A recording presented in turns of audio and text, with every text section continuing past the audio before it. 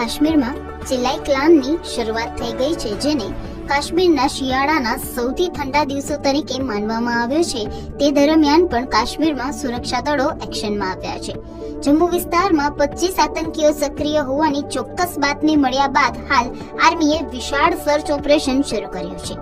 આ અભિયાન માટે 2000 થી પણ વધુ સૈનિકોને કડકડતી ઠંડીમાં બરફ વચ્ચે તૈનાત કરવામાં આવ્યા છે, જ્યાં જંગલ વિસ્તારો, પહાડી માર્ગો અને સંવેદનશીલ ગામોમાં ઘેરાબંધી કરી અને એક બાદ એક વિસ્તાર ખંગોળવામાં આવી રહ્યા છે. ખાસ કરી અને જૈશ એ મોહમ્મદ અને હિઝબુલ મુજાહિદ્દીનના ટોચના કમાન્ડર સૈન્યના નિશાને છે, જેમના પર 5 થી 10 લાખ રૂપિયાનું ઇનામ જાહેર કરાયું છે.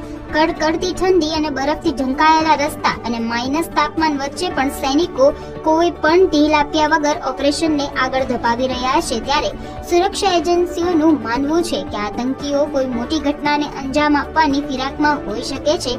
તેથી આ સર્ચ ઓપરેશનને પાર પાડવું અને તેને અત્યંત ગંભીરતાથી લેવું અનિવાર્ય છે. કાશ્મીરમાં શાંતિ ભંગ કરવાનો પ્રયાસ કરનારા આતંકીઓ સામે આ કાર્યવાહી એક મોટો સંદેશ છે કે સુરક્ષા દળો સંપૂર્ણ રીતે સતર્ક છે અને આતંક સામે ઝીરો ટોલરન્સની નીતિ પર અડગ છે.